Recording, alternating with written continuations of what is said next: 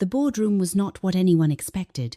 When the representatives of Takahashi Global called the meeting to finalize the acquisition of Sankofa Threads, the Ghanaian fashion brand that had quietly become one of the most talked about traditional textile labels in West Africa, Mame Serwa had insisted on attending. She had dressed carefully that morning, told her son Kofi that it was important for the family to present a united front, and arrived at the glass and steel building in Accra's business district feeling, for the first time in years, that things were finally going in the right direction for the Mensa Boateng name. She had not expected the representative to open the meeting by asking to speak directly with the founder. She had not expected the room to go quiet the way it did. And she had not expected, could not have prepared herself for the moment when Ama, who had been sitting silently at the far end of the table as she always sat in rooms where the family gathered, set down her glass of water, straightened the lapel of her Ankara blazer, and said, calmly and without looking at anyone in particular, "That would be me." Ama Asante had understood fabric before she understood almost anything else. Growing up in Kumasi, in a house that backed onto the edge of the Kejetia market, she had fallen asleep to the sound of traders and woken to the smell of freshly dyed kente cloth drying in the morning air. Her grandmother, Mame Ama, for whom she was named, was a weaver whose hands moved across the loom with a kind of muscular memory that bypassed thought entirely, producing patterns that told stories in colour and geometry that most people could no longer read. The young Ama spent more hours than she could count, sitting cross-legged at her grandmother's feet, learning not just the patterns but what they meant, which colours belonged to royalty, which geometric shapes represented unity or conflict or passage, which combinations were worn for mourning and which for celebration. Her grandmother died when Ama was 14, leaving behind a loom, 3 finished bolts of cloth, and the particular kind of knowledge that cannot be written down. Ama kept the loom in the corner of the bedroom she shared with her 2 younger sisters, and in the years that followed through secondary school, through the business certificate program she completed at a polytechnic in Kumasi because there was no money for university, through the 3 years she spent working as an assistant in a fabric retail shop while quietly studying pattern making and garment construction in the evenings, she returned to it whenever the demands of her actual life felt too loud to bear. The loom was the one place where she felt not what the world had decided she was, but what she had always privately understood herself to be. Someone who saw in fabric what other people saw in language, meaning precision, the ability to say something true without making a sound. It was through the fabric shop that she met Nana Brew, who came in one afternoon looking for something to make a dress for a cousin's naming ceremony and stayed for 2 hours talking about everything except the fabric. Nana was studying graphic design at a technical institute across town, and she had the particular quality that Ama had rarely encountered before she was genuinely interested in other people's ideas, not as a social performance but as a real appetite.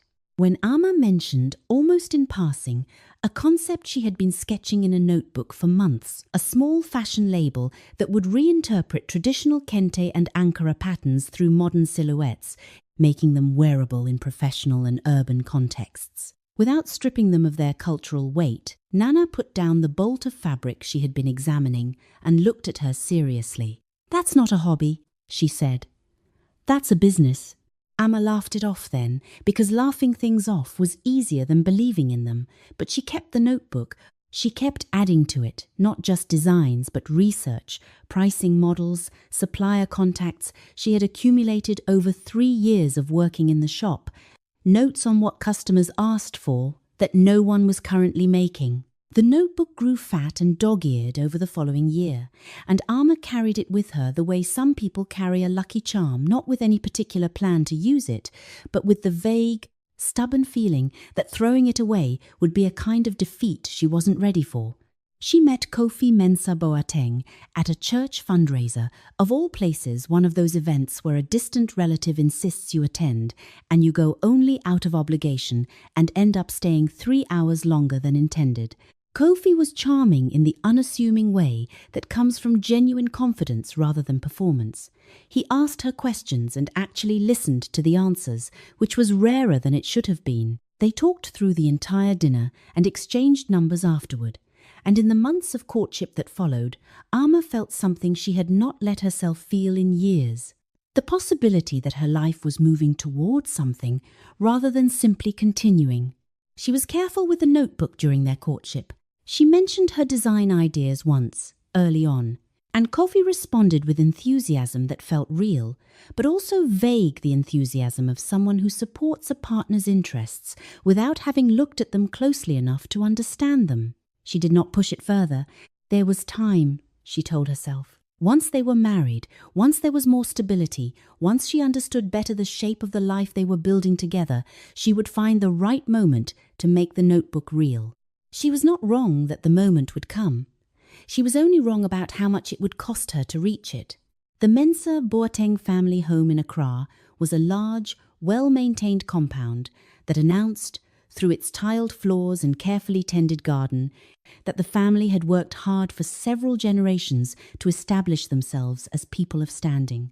Mame Serwa ran the house with the efficiency of someone who had long ago decided that her standards were simply the correct standards, and that anyone who found them demanding had not yet understood what it meant to belong to a family like this one.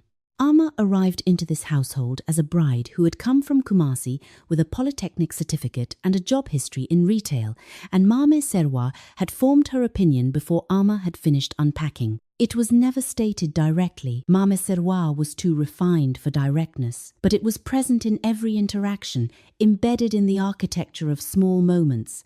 The way she would ask Alma, with a smile, whether she had ever had the chance to try a dish she clearly expected Alma not to know.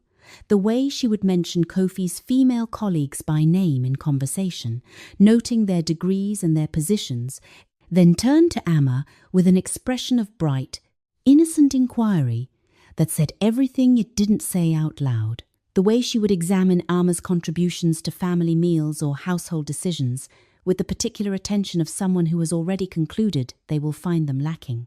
Akosua, Kofi's younger sister, had none of her mother's restraint. She was 23 when Alma married Kofi, at the age when people are most willing to be cruel in the name of being honest, and she had appointed herself the family's social media correspondent with an instinct for the perfectly placed aside. Kofi always had a soft spot for charity cases, she told a cousin once, in a voice pitched to Carrie, while Alma was in the next room. The cousin had laughed uncertainly. Alma had continued folding laundry with even methodical hands, because responding would have given Akosua exactly what she wanted. The cruelty that cut deepest, though, was not Akosua's open contempt, but Mame Serwa's most reliable conversational weapon: children. Alma had been married to Kofi for 2 years before the subject began appearing regularly, and by the 3rd year it had become a persistent, low-level pressure that was never quite acknowledged as pressure. Akosua's friend from university just had her second, Mame Serwa would mention at dinner, looking at no one. Oh, a woman gives a family its continuity, you know. It's the most important thing she can do. Kofi would change the subject or pretend not to have heard, or later tell Alma in private that his mother didn't mean it the way it sounded, which was its own kind of cruelty. The cruelty of asking someone to dismiss the evidence of their own experience. Alma did not discuss any of this with Nana, at least not directly. What she discussed with Nana, over the phone calls they maintained through the years of her marriage, were the designs. Because the notebook had not disappeared into marriage, it had, if anything, accelerated. In the relative privacy of her married life, in the hours when the house was quiet and no one was watching, Alma had begun to take the notebook's contents and make them real. Small production runs of 2 or 3 pieces at a time, sourced from suppliers she'd been building relationships with since her years in the fabric shop, sold quietly to friends. Of friends who were looking for exactly the kind of thing no one else seemed to be making: traditional patterns, modern silhouettes, quality fabric, honest pricing. It was Nana who had first said the word brand.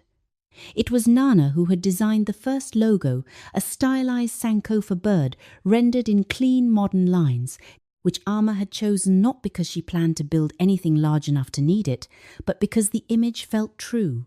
And it was Nana who had said, gently but persistently, that the business needed a name it could grow into rather than hide behind. They had spent an entire phone call choosing it, Sankofa Threads, a name that belonged to something real, a name that could go anywhere. What Ama had not told Nana, what she had not told anyone, was that she had registered the business under Nana's name. The decision to register Sankofa Threads under Nana's name rather than her own had not been made out of deception. It had been made out of a kind of exhausted pragmatism that Ama could not have fully explained, but that Nana, when told, had understood immediately. In the Mensa Boateng household, any income Ama generated would become a household matter subject to discussion. To Mame Serwa's opinions about what was appropriate for a woman of the family to involve herself in, to Kofi's well-meaning but vague authority over decisions he hadn't thought through. Registering under her own name meant registering into a household dynamic she already knew would minimize whatever she built before it was large enough to survive minimization. Nana's name was neutral ground. Nana's name meant Ama could build something to the point where it could speak for itself before anyone in the Mensa Boateng household knew it existed. It was not a lie, exactly. It was a delay the way some seeds need to germinate underground before they can survive the light. The agreement between them was clean and documented, witnessed by a lawyer friend of Nana's. Nana held the registration as a legal trustee with no claim to ownership. Ama controlled all creative and business decisions. The arrangement would be reversed to Ama's name at whatever point Ama decided the time was right. Nana had insisted on the documentation not because she doubted Ama, but because she understood, with the clear-eyed practicality of someone who loved her friend without idealizing the situation, that the time might come when the documentation was the only thing standing between Ama and losing everything she had built. The building happened slowly, and then quickly, in the way of things that compound. The first year, Sankofa Threads sold perhaps 40 pieces hand-finished, individually sourced, sold through word of mouth among the kind of urban professional women in Accra who had been looking for exactly this. Garments that honored where they came from without requiring them to look as though they had never left. The pieces moved quietly through social networks, recommended in group chats, worn to events where other women stopped the wearer to ask where it was from. Nana photographed each piece against simple, beautiful backgrounds. She had the designer's eye for composition that Ama lacked and posted them on an account that grew without advertising, purely through the quality of what it showed. By the second year, a features editor at a Ghanaian lifestyle magazine had written a small piece about the brand, half a page, buried in the middle of the issue, but enough. By the third year, a West African fashion week had invited Sankofa Threads to show a small collection. Ama had sat in the audience, watching models wear pieces she had designed on a loom her grandmother had left her, and felt something she did not have an immediate word for, not pride exactly, but recognition. The sense of seeing something that had existed only in her own understanding now existing in the world, visible to people who had no idea who had made it. Back at the Mensa Boateng compound, the evenings remained the same. Mame Serwa's loaded questions continued their quiet campaign. Akosua posted photos of her social life and referred to her sister-in-law's quiet existence as wasting her best years. Kofi came home from work, asked how her day had been, and accepted the simple answers she gave him because he had never thought to ask a more specific question. The woman who sat at his family's dinner table and the woman who received emails from buyers and journalists under the operational address of Sankofa Threads were, as far as his family was concerned, the same unremarkable person, which was exactly what Ama needed them to believe for a little while longer. The call from Takahashi Global came in the fourth year of Sankofa Threads' operation on a Tuesday morning while Ama was in the kitchen of the compound preparing breakfast. The representative introduced himself formally and explained that the company had been monitoring the West African traditional textile market for potential acquisition targets and had identified Sankofa Threads as a brand with exceptional cultural authenticity and commercial scalability. He asked to speak with the founder. Ama told him she would call back from a more convenient location. She finished making breakfast. She served it to the table where Mam Serwa was already seated, reading a devotional and not looking up when Amma set down her cup. And then she went to her room, closed the door, and sat on the edge of the bed for a long, quiet moment before picking up her phone. The acquisition process took 8 months, 8 months of calls and documents and due diligence reviews that Amma conducted from a borrowed desk in Nana's apartment across town, because there was no way to conduct them from inside the Mensa Boateng compound without questions she was not yet ready to answer. She told Kofi she was helping Nana with a business project. It was not untrue. He nodded and asked no follow-up questions, which had stopped surprising her somewhere around the 2nd year of their marriage. The 8 months were also the 8 months during which the pressure at home reached its most sustained intensity, as though the household had sensed, without being able to identify, that something had shifted in the atmosphere. Mame Serwa's comments about children became more frequent and more direct, not questions now, but statements, delivered with the calm authority of someone who has decided that patience has run its course. A woman who cannot give a family its next generation is a woman who has not fulfilled her purpose, she said one evening, clearly to the air, but with her eyes on the middle distance between her and Amma. Akosua posted a photo that week of a cousin's newborn with a caption that Amma understood immediately was not only about the cousin. Kofi said nothing, and in his silence, a silence Amma had learned by now to read with some precision, she heard not cruelty but cowardice, which in its own way was worse. She thought, during those 8 months, about what it would mean when the truth emerged. She had run the scenarios the way she ran everything methodically, without sentiment, trying to see clearly. She did not anticipate a dramatic confrontation, not because she couldn't imagine one, but because drama had never been her way. What she anticipated was something quieter and more complete, the moment when a fact became undeniable, when the story the household had told about her patient, simple, unremarkable, a woman whose value was contingent on producing children for a family that had never fully accepted her, ran directly into the reality of what she had been building in the hours they had not thought to watch. She thought also about Kofi. Their marriage had not been unhappy in the obvious ways. There was no violence, no open contempt, no great betrayal in the conventional sense. What there had been was a steady erosion of visibility, the accumulation of small moments in which he had chosen his family's comfort over her dignity, until the pattern had become so familiar that neither of them named it anymore. She did not yet know what she would do about Kofi when the truth emerged. She knew only that whatever she decided would come from clarity rather than hurt, because she had learned in 5 years that decisions made from hurt rarely land where you intend them to. The due diligence process surfaced one complication. Takahashi Global's legal team noted that the registered ownership of Sankofa Threads was held by a Nana Brew rather than the founder the company had been corresponding with, and requested clarification before proceeding. Amma and Nana met with the legal team together, accompanied by Nana's lawyer friend, who had witnessed the original trustee agreement. The documentation was presented. The original trustee arrangement, the correspondence records showing Amma as the sole, creative and operational decision-maker, the supplier contracts, the design records. The Fashion Week credits every thread of evidence that told the story of who had actually built what was now sitting on the table in Takahashi Global's Accra office as a subject of international acquisition negotiation. The legal team reviewed the documentation over 3 days and confirmed that the ownership transfer back to Amma could be completed as part of the acquisition process. There was no legal ambiguity. Once the documentation was seen in full, there had never been any legal ambiguity.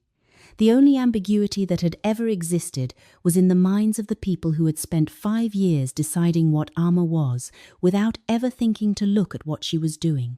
The meeting was scheduled for a Thursday.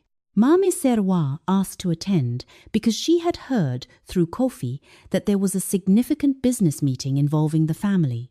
Amma said nothing to discourage her. She thought packing her Ankara blazer the evening before of her grandmother's hands, moving across the loom without hesitation, not because the pattern was simple, but because the hands knew exactly where they were going, had always known, even when no one else was watching. She thought of the notebook. Fat, dog-eared, carried for years through a life that had given her every reason to put it down. She thought of Nana, who had looked at a half-formed idea in a fabric shop and said, without hesitation, "That's not a hobby, that's a business."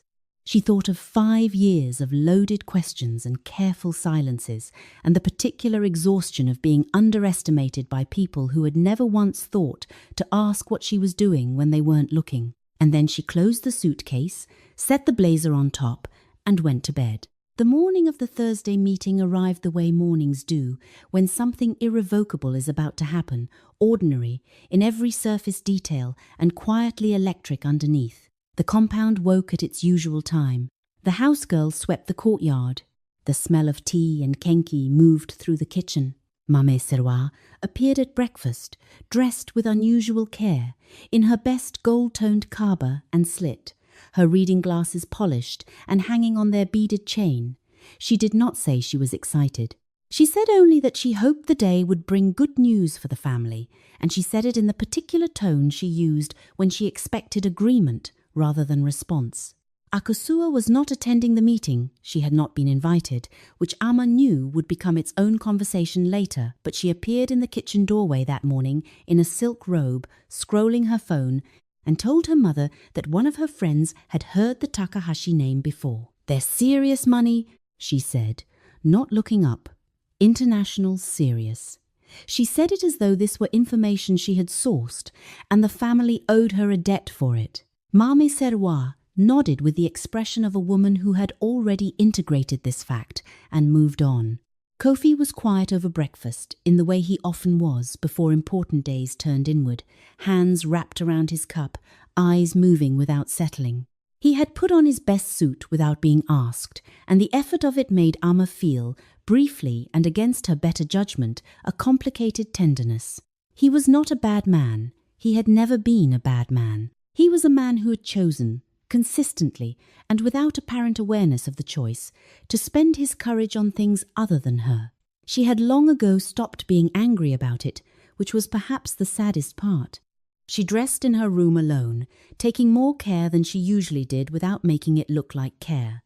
The Ankara blazer, deep blue and gold, fitted with structured shoulders and a clean modern cut, had been one of her own early pieces, worn twice before, and kept in the back of the wardrobe for occasions she hadn't yet imagined. Underneath it, a simple white blouse and fitted trousers. She twisted her Senegalese twists up into a low, clean knot.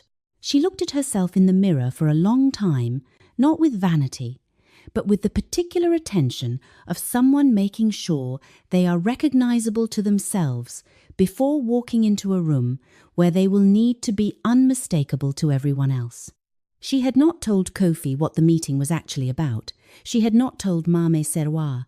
She had told no one in the household anything beyond what was necessary, that there was a business meeting, that it involved a company she had been working with, that it would be helpful for the family to attend. She had kept the information thin, not out of cruelty, but out of the understanding, confirmed by 5 years of observation, that the truth about Sankofa threads needed to land in a room where it could not be managed, minimized, or quietly absorbed into the household's existing narrative before it had a chance to be fully seen. In the car, on the way to the meeting, Mame Serwa spoke about the importance of presenting the family well. She spoke about how opportunities like this reflected on the name one carried and the values one had been raised with. She spoke, in her particular sideways fashion, about the importance of people in a family, each knowing their role and executing it with dignity. She did not look at Amma while she spoke. Kofi drove. Amma sat in the back beside her mother-in-law and looked out the window at Accra, moving past the morning market stalls, the yellow taxis, the women in bright cloth, balancing loads on their heads with the easy authority of people who have been carrying weight so long it has become invisible, and she felt, for the first time, in a very long time, entirely at peace. The Takahashi Global offices occupied the top 2 floors of a building in the business district that Mame Serwa studied as they pulled into the car park with an expression of carefully maintained composure that told Amma the scale of it. Had registered. They were shown into a conference room with floor-to-ceiling windows overlooking the city, offered water and fruit, and settled around a long table.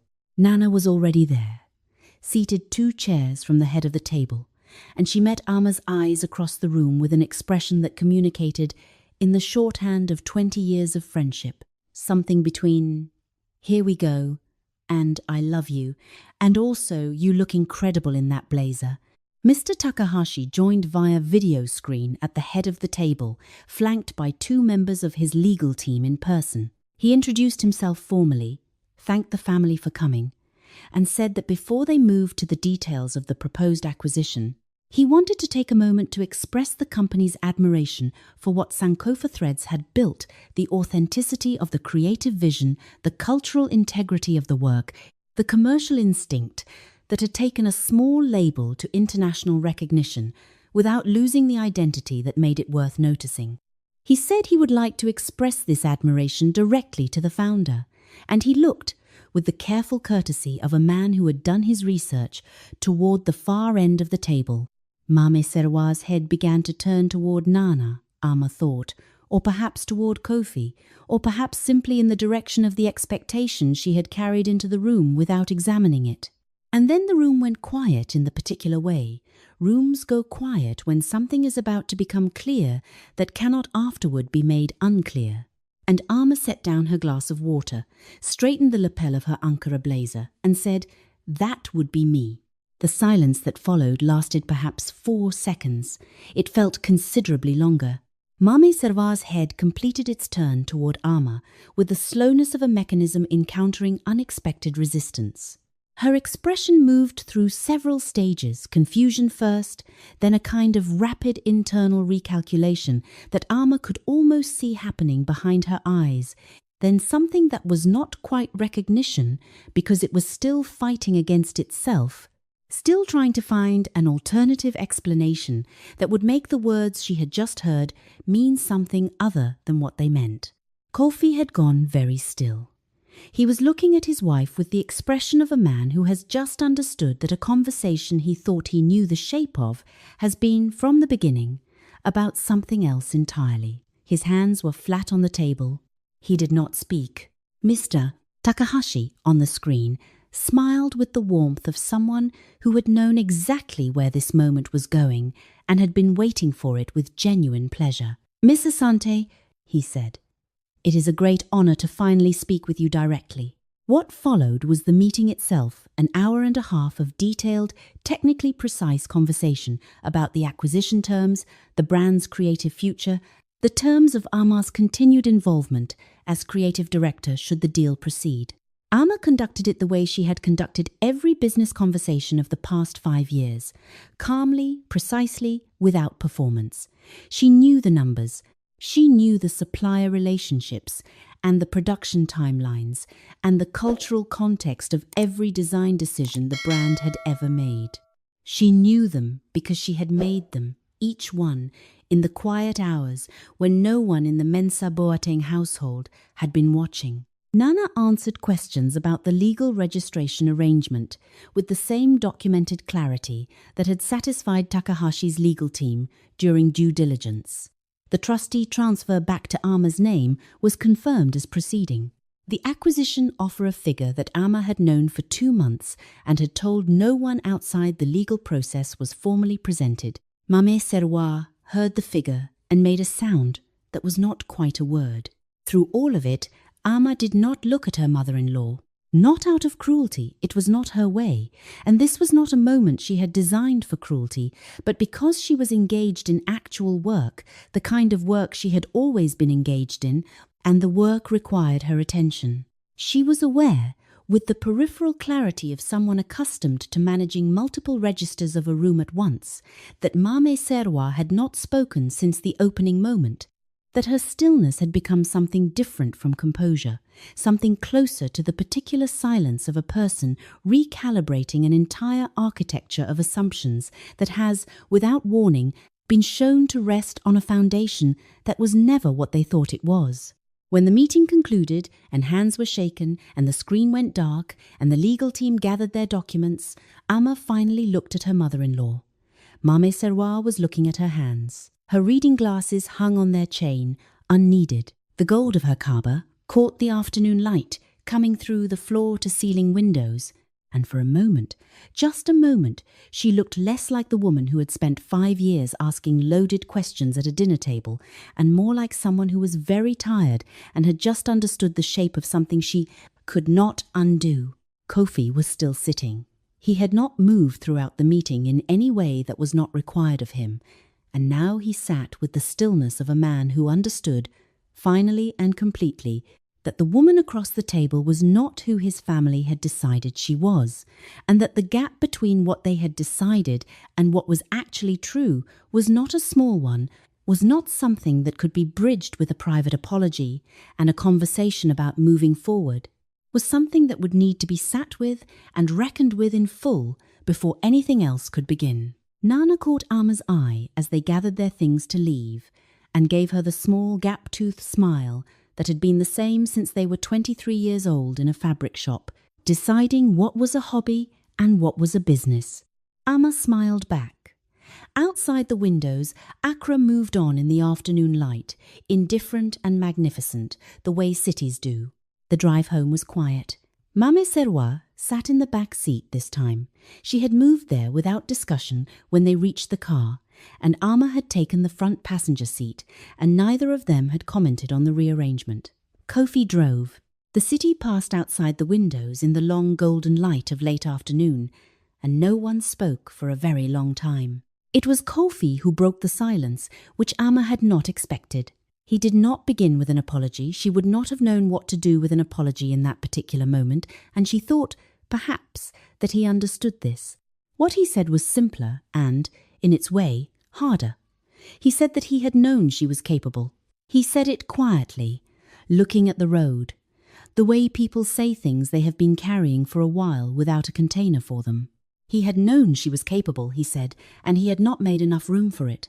He had let his family's version of her become the version he defaulted to in the moments when it was easier not to push back, and he understood now that the moments had accumulated into something he could not dismiss as small.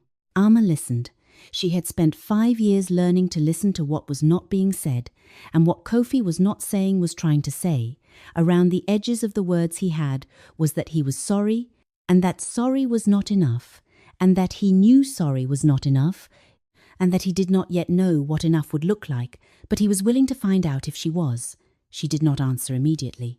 She looked out the window at the market stalls beginning to pack up for the evening, at the women in bright cloth moving through the amber light, and she thought about what her grandmother's hands had known without needing to be told, that the pattern requires patience, that the work of making something true takes longer than anyone wants it to, and that the length of time does not diminish what is made. She told Kofi that she heard him. She told him that she needed time before she knew what she wanted, and that she was asking him to give it to her without filling the silence with promises he couldn't yet keep. He nodded, and she believed the nod because it did not try to be more than a nod. Mame Serwa said nothing from the back seat for the rest of the drive. She said nothing when they reached the compound and everyone moved inside. She sat in the parlour, with her hands in her lap, and her reading glasses on their chain, and the house settled into its evening rhythms around her, the house girl in the kitchen, the sound of traffic beyond the compound wall, the light changing from gold to blue as the sun went down. It was not until the following morning that she appeared in the doorway of the room where Ama was working. The door was open now, had been open since the previous evening, because there was no longer anything behind it that required protection, and stood for a moment without speaking. Ama looked up from her laptop and waited, because she had learned that waiting was often the most effective thing she could do. Mame Serwa said, "I did not see you clearly." She said it the way someone says a thing they have rehearsed, and then decided to say plainly rather than with the armor of the rehearsed version. She did not elaborate, she did not explain, or justify, or contextualize. She simply said it, and then she sat down on the edge of the desk, a small folded piece of kente cloth her own, the kind she wore for important occasions, and said that she thought Ama might want something of the family in her workspace if she was willing to have it. Ama looked at the cloth for a long moment, Then she picked it up and placed it carefully beside her grandmother's cloth, which had travelled with her from Kumasi and lived on the corner of every desk she had ever worked at.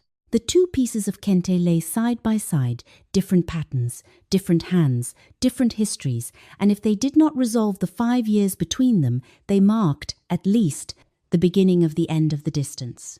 The acquisition of Sankofa Threads by Takahashi Global was finalized 6 weeks later. Under the terms of the deal, Amma remained as creative director for a minimum of 5 years, with full creative authority over the brand's design direction. The first thing she did, on the day the papers were signed, was commission a new piece for the brand's flagship collection, a design built around the Sankofa motif, the bird that flies forward while looking back, rendered in her grandmother's pattern language with a modern silhouette that was entirely her own. She named the piece The Borrowed Name. Not because the name had ever truly belonged to anyone else, it had always been hers. From the first sketch in a dog-eared notebook to the last signature on an international acquisition contract, but because naming it acknowledged the road it had travelled, the years underground, the patience required, the women who had carried the weight of being unseen and had built, in that invisibility, something the world eventually could not ignore. Like the Sankofa bird, she had never stopped moving forward. She had simply been carrying everything that mattered with her all along.